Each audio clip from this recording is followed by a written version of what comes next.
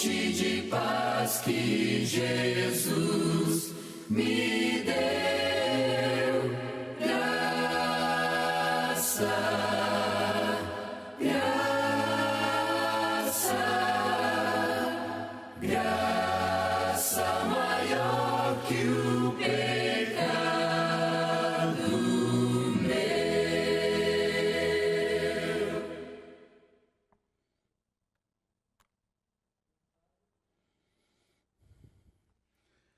Olá, boa noite, cá estamos para a sequência das figuras da salvação.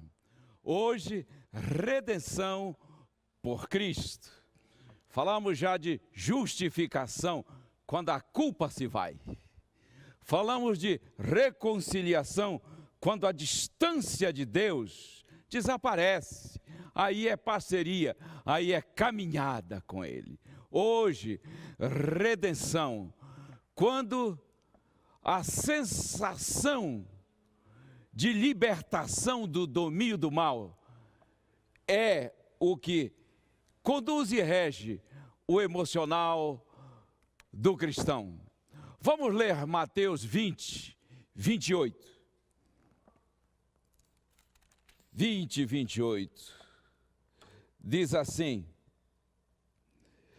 tal qual o Filho do Homem, que não veio para ser servido, ele veio para servir e dar a sua vida em resgate por muitos. Por muitos. Não foi por todos, não. A Bíblia é assim. Você tem que ler comparando passagem com passagem, ela vai se completando. Dá uma olhada aí então, nessa outra passagem, 1 Timóteo, essa passagem aí de 1 Timóteo 2, 6, vai ter o mesmo raciocínio aí, de Mateus.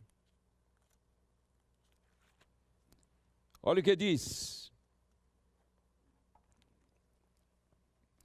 o qual a si mesmo, Jesus Cristo, se deu em resgate por todos. Muitos, quer dizer todos. Quer dizer que Ele pagou o preço pela humanidade inteira. Quando nós pensamos lá em justificação, pensamos num ambiente de fórum, onde nós estávamos condenados, mas fomos declarados justos, porque Jesus substituiu e levou a nossa culpa. Quando falamos de reconciliação, o ambiente foi um ambiente de família. Quando falamos em redenção, o ambiente é de um mercado de escravos, onde ou de onde fomos redimidos, resgatados por Cristo Jesus. O preço foi pago e Ele nos tirou dali, para a liberdade do Evangelho. Qual foi o preço da nossa redenção? O preço do resgate. Atos 20, 28 diz que foi o sangue de Cristo, o preço pago. E a pergunta é: resgatou-nos do quê? Gálatas 3:13, essa passagem eu preciso ler. Gálatas 3:13, olha o que diz. 3:13 de Gálatas diz assim: Cristo nos resgatou da maldição da lei, fazendo-se Ele próprio maldição em nosso lugar. Em nosso lugar. Existe uma expressão que praticamente ela sintetiza o Evangelho. Essa expressão chama-se substituição. Cristo nos substituiu no juízo. Ele ficou em nosso lugar. Ele nos resgatou da maldição da lei, fazendo-se maldição por nós. O que é a maldição da lei? A maldição da lei seria os seus princípios? É evidente que não, porque a lei é santa, justa e boa. Como ela poderia ser maldição? Os princípios? Não. Então, maldição é exatamente a lei transgredida, a penalidade da lei transgredida, que cai sobre o transgressor. Essa é a maldição da lei. Que a humanidade só não desapareceu no seu nascedouro, exatamente porque Cristo nos substituiu. Então ele nos resgatou dessa maldição, fazendo-se maldição por nós. Agora, o que é a maldição da lei? Então é isso. É a lei transgredida. Vejam que boa notícia essa notícia do Evangelho. Nós estamos livres da maldição da lei. Ela já caiu sobre Jesus. Isso é o Evangelho. Nesse contexto da redenção. Dizer ao mundo que a penalidade da lei não mais se direciona para o ser humano, porque se direcionou para o nosso substituto, a menos que eu não queira, a menos que eu rejeite. Resgatados do quê? Para quê? Duas perguntas absolutamente didáticas. Ele nos resgatou da maldição da lei para quê? Esse para quê vai sempre reger a compreensão da libertação para a vontade de Deus.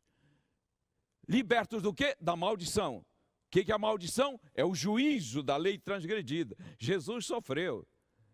Isso já se abateu sobre ele. Para quê? Vamos ver para quê. Ali nós temos Romanos 1:5, diz que ele nos tirou das trevas do pecado. Ele nos deu graça para a obediência por fé. Não aquela obediência legalista, onde o pecador obedece para conquistar o favor divino. Não, não é dessa. Essa obediência de Romanos 1:5, que a graça nos deu, é a obediência por fé. É a obediência que acontece no poder de Deus em nós.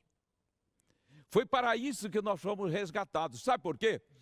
Porque você nunca vai encontrar na Bíblia uma declaração de que o Senhor nos salvou da obediência da lei, das responsabilidades da lei, da ética da lei. Não! Você nunca vai encontrar isso. Pelo contrário, você vai encontrar que exatamente Ele nos salvou para isso. Ele nos salvou da maldição, da culpabilidade, da penalidade da lei, nunca de suas responsabilidades. Foi para isso que Ele nos salvou. Ele nos salvou para aquilo que nós transgredíamos. Ele nos salvou para que a nossa vida seja balizada por esses princípios eternos e que, como consequência, glorifiquem o nome do Senhor Deus. Tem duas expressões que, quando a gente fala disso, é bom trazer à tona. Chama-se indicativos e imperativos. Indicativo é todas as vezes que Deus salvou, Ele indica que salvou. É o indicativo, são os indicativos. Imperativos é quando ele pede obediência porque ele salvou. Olha que bonito. Então, quando o povo estava no Egito, eles foram libertos do Egito. Teve aquela noite da Páscoa, o sangue da porta, até a libertação, dizendo que a libertação foi uma intervenção divina. Aquele cordeiro morto indicava para Jesus que um dia morreria por nós. São os indicativos de Deus. Deus libertando, tirando para fora do Egito e dando a lei. Quando nós lemos a lei de Deus, ali em Êxodo 20, temos que estar atentos ao fato de que a lei tem um cabeçalho. Esse cabeçalho diz: então falou Deus todas estas palavras, dizendo: eu sou o Senhor teu Deus, que te tirei da terra do Egito, da casa da servidão. Essa é uma declaração, são os indicativos de Deus. Ele está indicando que salvou. Ele indica que fez uma obra salvífica. Ele diz: eu te tirei da terra do Egito. Toma consciência disso. Isso é o Evangelho. É a ação salvadora de Deus. Após fazer essa declaração, após indicar que salvou, e só então ele diz: não terás outros deuses diante de mim. E aí vem a lei inteira. E o que eu aprendo com isso? Eu aprendo que primeiro Deus salva, depois ele pede obediência. Primeiro a libertação, depois a ética. Primeiro a absolvição, depois princípios de vida e normas de conduta. Sempre os indicativos antecedem os imperativos. Sempre graça antecede lei. Mas nunca você vai encontrar isso de forma opostas. Eu convidaria você a fazer um passeio comigo pela Bíblia sobre indicativos e imperativos. Por exemplo, Jesus chega diante daquela mulher que está ali, foi flagrada em pecado. Ele diz: eu não te condeno, eu só te salvo. Isso é indicativo. Qual é o indicativo? Eu só te salvo. Imperativo? Agora vá e não peques mais. Nunca que os indicativos estarão dissociados, separados de imperativos. Quando eu isolo indicativos dos imperativos, então eu tenho antinomismo. Anti é contra, nomos é lei. Então os antinomistas enfatizam os indicativos em detrimento dos imperativos, e isso não é o Evangelho. Quando eu polarizo e enfatizo os imperativos em detrimento dos indicativos, eu vou ter legalismo. Eu anulo o sacrifício de Cristo e vou tentar conquistar a Deus pela minha obediência, no meu muque espiritual. O diabo quer essa polarização. O Senhor Deus funde indicativos com imperativos. Porque nascestes com Cristo, Colossenses 3, porque nascestes com Cristo, indicativos. Pensai nas coisas do alto. Se me amardes, indicativos. Guardem meus mandamentos, imperativos. Porque nascestes com Cristo, pensai nas coisas do alto. Coisa linda, né? Porque nascestes com Cristo. Pensai nas coisas, porque fostes comprado por bom preço. Glorificai a Deus no vosso corpo. 1 Coríntios 6, 19 a 20. Porque fostes comprado, é uma conscientização de salvação. Glorifiquem a Deus, imperativos. Vivam segundo a vontade de Deus, imperativo de Deus. Olha, quando eu coloco imperativos antes de indicativos, legalismo. Se eu coloco indicativo sem enfatizar em imperativo, antinomismo. O diabo sempre vai querer polarizar isso e o Evangelho fecha isso. Vejam só uma coisa, que a lei foi dada fora do Egito. Deus tira do Egito e num contexto de salvação, de libertação, é que ele dá a lei. Por que ele não deu a lei no Egito? Porque no Egito a lei é de Faraó. É preciso tirar o povo do Egito para que fora dele a lei seja dada. Didaticamente, esse é o evangelho em movimento, físico, visível, para depois ele dizer: eu te tirei, por isso obedeça. Não era possível obedecer no Egito. Era? Não era. Não era possível obedecer no Egito. Diz que, você vai ler no livro do Êxodo, que o faraó chamou Moisés e diz assim: vocês estão deixando o povo ocioso. Uma análise teológica sobre essa passagem diz que era o começo da reforma sobre o sábado, o santo dia do Senhor, que no Egito tinha sido forçosamente, eles não tinham como guardar o sábado ali. Por quê? Sabe por quê? Porque no Egito a lei é de Faraó. Agora, uma paralisação e Faraó diz: eu não quero esse povo vadiando um dia. Aí Deus disse: é preciso tirar daqui, que aqui não vai dar. Por isso, a libertação. Por isso, a retirada do povo do Egito. E fora dele, Deus dá a lei. Você nunca, Egito é domínio do pecado.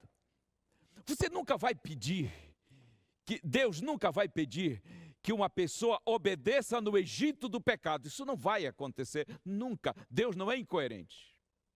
Deus não pede que o ímpio obedeça, nunca.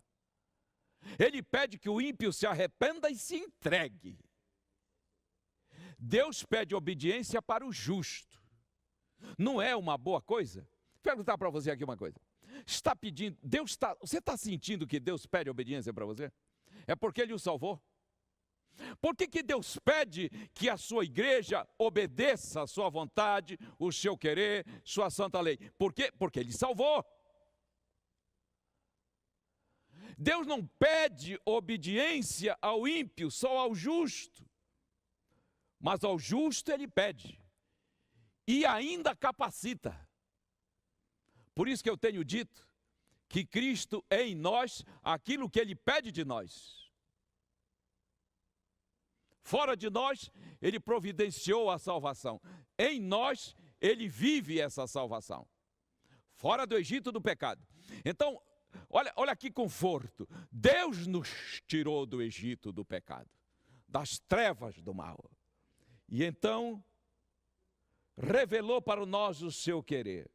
Por isso que os mandamentos dele não são pesados, porque eles são colocados num contexto de salvação. O objetivo da redenção. Quais são o objetivo? Pensa em duas expressões presentes no Velho Testamento principalmente. Elas estão ao longo da Bíblia, mas no Novo Testamento elas estão em abundância. Para e a fim de. Para e a fim de. Para e a fim de, e eu estou lendo minha Bíblia. E de repente isso saltou diante dos meus olhos. Estava lendo uma vez um autor e estava dizendo assim, ao Martin, ele diz assim, Bíblia, não, falando a pregadores, diz assim, Bíblia não é lugar para buscar sermão. Você nunca deve ler a Bíblia para buscar sermão, ela não é um léxico profissional. Bíblia é o pão do céu. Estude a Bíblia como o pão, coma como o pão do céu. E na medida que você estiver lendo, estudando a palavra de Deus como o pão do céu, os sermões vão saltando. Mas eles saltam tanto que você tem até dificuldade de pegar tantos que saltam. E eu estava lendo minha Bíblia e foi saltando. Para e a fim de, para e a fim de, para e a fim de, mostrando com essas expressões o propósito da redenção em Cristo Jesus. E eu trouxe aqui rapidamente alguns para crer, para ser filhos da luz. Outro, Atos 26, 18, das trevas para a luz. Foi para isso que o Senhor nos redimiu. Graça para obedecer, Romanos 1, 20. Olha o para. do legalismo para Cristo, obediência agora por fé, não para conquistar o seu amor. 2 Coríntios 5, 15, Cristo morreu para vivermos. Olha o para. Cristo se fez pobre para sermos ricos. Efésios, está aí Efésios 5, Efésios 3, 17 e 18, Cristo em nós, a fim de compreendermos todas as riquezas da glória do Evangelho, presente e futura, dos ídolos para servir ao Deus vivo, dos ídolos para guardar a volta de Jesus, afastado por um tempo, a fim de sermos recebidos para sempre. É a síntese do Evangelho na pequena carta a Filemão. Deus nos gerou filhos espirituais para sermos primícias suas, eleitos para a obediência, regenerados para uma herança incorruptível, lavados no sangue do Cordeiro para a árvore da vida. Ei, para e a findê, para e a findê. Foi para isso que o Senhor nos redimiu. Da desobediência para a obediência. O resgate foi o seu sangue. Ele nos resgatou. Ele pagou o preço. E há um princípio que diz assim: quem compra quer levar. Imagina que você quer comprar algo e o comerciante diz: nós vendemos, mas nós não temos a pronta entrega agora. E você fica frustrado, porque quem compra quer levar. O Senhor Jesus disse: Pai,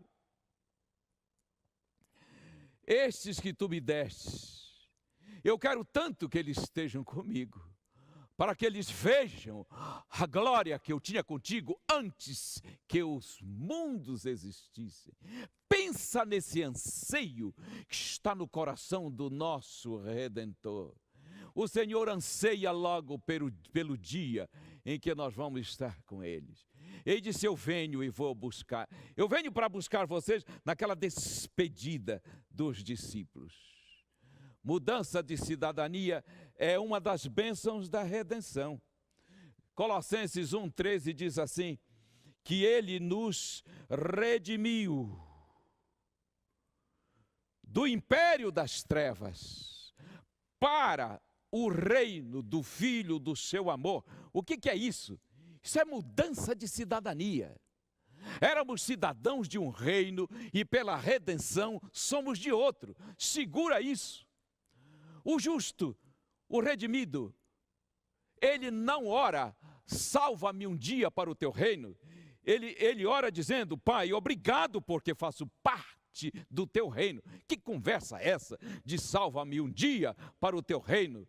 Nós não estamos em expectativa de redenção, nós vivemos essa redenção. É mudança de ética. Pedro diz que ele nos tirou do nosso vão modo de viver, para viver segundo a sua vontade e segundo o seu querer. A redenção nos dá um sentimento de pertencimento. Isaías 43:1 diz assim: assim diz o Senhor que te criou, assim diz o Senhor que te remiu, não temas, porque eu te remi, chamei-te pelo teu nome, tu és meu. Ei, um dos maiores sentimentos da humanidade, dos maiores anseios da humanidade, é o de pertencimento. A gente quer saber se pertence, de fato, à pessoa amada, à família, se a gente pertence à empresa, se pertence à equipe e se pertence a Deus. Será que tu me aceitaste mesmo? Será que Deus vai me aceitar com essa cauda horrível de pecados que eu tenho? Para aí. Quando se trata de aceitação, a pergunta quem faz é Deus. Ele não deixou para você e para mim fazermos. E ele vai fazer essa pergunta em cima de uma realidade que o sacrifício de Cristo conquistou, que foi a aceitação da humanidade em Cristo. Ele nos aceitou no amado, diz o apóstolo Paulo. Em Cristo nós fomos aceitos. A humanidade, por causa de Cristo, está aceita. Nem todos estarão no reino da glória, porque não aceitaram que Deus os aceitou. Olha que linda definição de fé, de um teólogo chamado Paul Tillich. Ele diz assim: fé é a coragem de aceitar que você foi aceito. Então, o redimido, ele vai dizer: eu aceito que fui aceito. Eu aceitei que fui aceito. Um ímpio, uma pessoa que ainda não entendeu isso, ela fica muito em dúvida. Ficando em dúvida, ela vai trabalhar para ver se ela se torna aceita e tome-lhe tentativa de salvação pelas obras. Aí vem penitência, aí vem promessa, aí vem sacrifício, autoflagelamento. Para convencer a Deus que Ele pode aceitar, quando na verdade o Senhor Deus é quem pergunta: aceitas tu a minha aceitação de ti? Quem é que faz a grande pergunta sobre aceitação? É Deus. Aceitas tu a minha aceitação de ti? Isso é o Evangelho. Agora, você que é do Senhor Jesus, que entregou a vida a Ele, diga aí onde você está no seu coraçãozinho, em silêncio, você diz: Pai, eu aceitei que tu me aceitaste, eu aceitei a tua aceitação de mim. Você que ainda não havia entregue a sua vida a Jesus, isso é evangelismo chegando ao seu coração. Diga aí onde você está: Pai, se é assim, eu aceito a tua aceitação de mim. E aí a coisa acontece, a redenção por Cristo Jesus. Ele criou, Ele resgatou e Ele mora. Os redimidos podem dizer: fui criado, fui redimido e sou habitado. Que normalmente se fala assim, ó, pertencemos a Deus pela criação, pela redenção, porque Ele criou, Ele redimiu. Tem mais, pela morada. Olha aqui, João 14, 23, Jesus disse: quem crê na minha palavra, o Pai e eu viremos para esta pessoa e faremos morada nela. Pensa que você construiu uma linda casa, morava nessa casa, mas veio uma crise financeira, teve que vender a casa, mas se recompôs financeiramente, foi lá e comprou a casa e disse: agora ninguém vai morar aqui, sou eu mesmo. E habita essa casa. Foi isso que Jesus fez conosco. Ele nos criou, nós nos perdemos, Ele nos redimiu e disse: agora eu habito. Porque antes de Jesus, intrusos habitavam em nós. Demônios tomavam conta da vida. Os demônios, eles permeavam as partes mais ínfimas do ser. É só ler Efésios 2. O pensamento eram regidos por esses anjos caídos. Mas Jesus, Deus o Pai e o Espírito Santo habitam em nós, nos conduzindo. Isso é redenção. O que me diz a palavra de Deus? Que Cristo redimiu a raça humana. Se Ele redimiu com seu sangue, se Ele pagou o resgate, então a humanidade é dele. Toda a humanidade é dele. Não existe um ser humano que não seja de Deus. Mas como compreender isso? É só você considerar direito e fato. Toda a humanidade pertence a Deus por direito. É porque é dele, porque ele comprou com o seu sangue. Agora a igreja, você que entregou sua vida a Jesus, você que disse o coração está aberto, pode entrar e reinar e habitar nele, você pertence a ele por direito e de fato. Há uma diferença imensa sobre isso. Por direito e de fato. Por direito e de fato. Não pertenço ao meu Deus apenas por um direito dele ter me comprado. É de fato porque eu me entreguei a ele. O dia em que ele pagou o resgate, ele estava morto na força da decisão, e essa decisão recua dentro da eternidade. Ele é o Cordeiro morto, desde os tempos antigos. Quando o Senhor concebeu a criação, ele já havia concebido a redenção. A redenção, ela não surgiu dentro da criação. Foi a redenção que gestou a criação. Foi a redenção que pariu a criação. Quando o mundo veio à tona, a redenção já existia no coração de Deus. No Calvário ela se confirma. E ela se confirma num brado: está consumado. Que é a tradução do grego tetelestai. Tetelestai pode ser traduzido como está pago. Está sem efeito a dívida da humanidade diante da lei divina.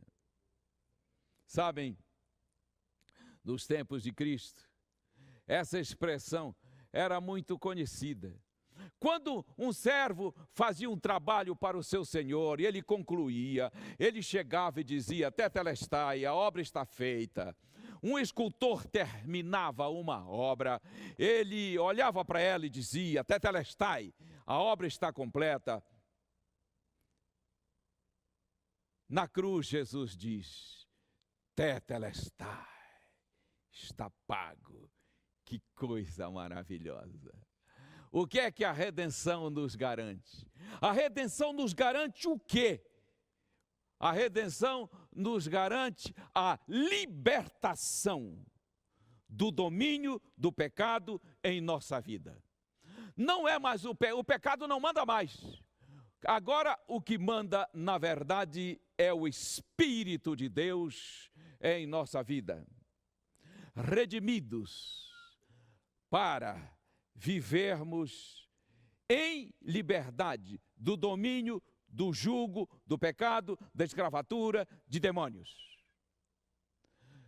Quando falamos de justificação, enfatizamos que ela eliminou a culpa.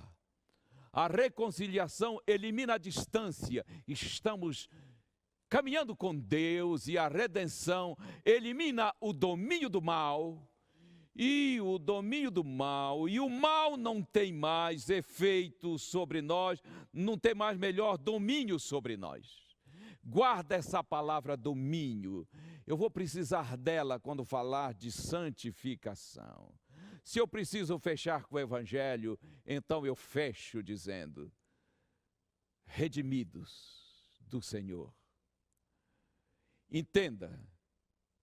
O Evangelho da vertente da redenção é que o Senhor foi até onde nós estávamos, no cativeiro, arrombou a porta e nos tirou de lá.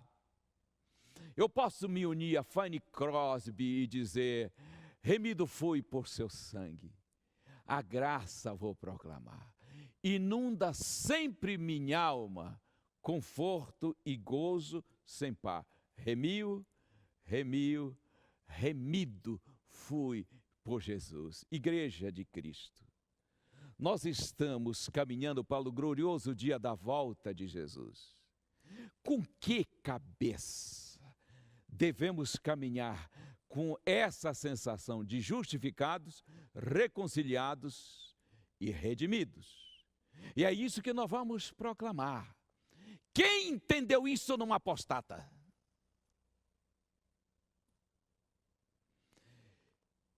Preocupa-me o aumento de apostasia em nosso meio. É imenso. Por quê? Ou não entendeu isso, ou sadicamente joga isso fora. Como não tendo e de forma espontânea partindo para a condenação final. Mas nós não. Falei a alguém que precisava experimentar a redenção em Cristo Jesus, que o Senhor Deus, na sua infinita bondade, na sua misericórdia, o aceita, e ele prometeu que aceitaria. É isso. Não mais escravos, não mais dominados por espíritos malignos, mas redimidos em Cristo Jesus. Ó Pai, na tua infinita bondade e misericórdia é que nós recebemos redenção. Nós queremos caminhar assim livres do peso da culpa, dos tacões dos demônios em nossa vida. Nós queremos caminhar seguros de que estamos redimidos em Ti.